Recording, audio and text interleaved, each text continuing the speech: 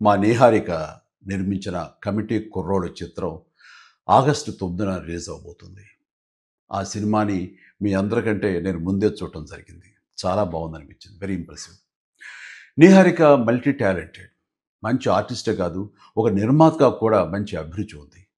అలాగే latest trends తెలుసుకుంటూ audience టేస్ట్‌కి తగినట్లుగా ఫిల్మ్స్‌ని ప్రొడ్యూస్ చేయటం కూడా తనకు తెలుసని నా నమ్మకం.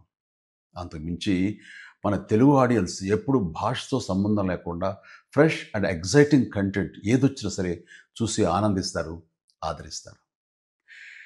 ఈ సినిమా గోదావరి జిల్లాలోని ఒక పల్లెటూరులో 11 మంది స్నేహితుల మధ్య జరిగే కథ. డైరెక్టర్ యదువంశీకి ఇది మొదటి సినిమా.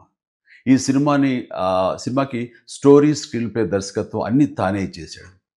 ఈ సినిమాతో చాలామంది కొత్త నటీనటులు పరిచయం అవుతున్నారు.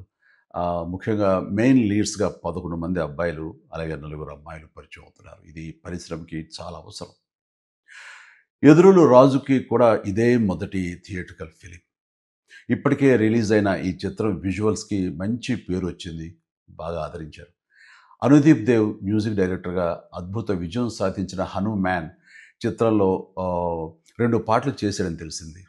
ఇప్పుడు ఈ కమిటీ కుర్రోడు చిత్రానికి మొత్తం 11 సాంగ్స్ అందించాడు. అన్నీ చాలా బాగా వచ్చినాయి.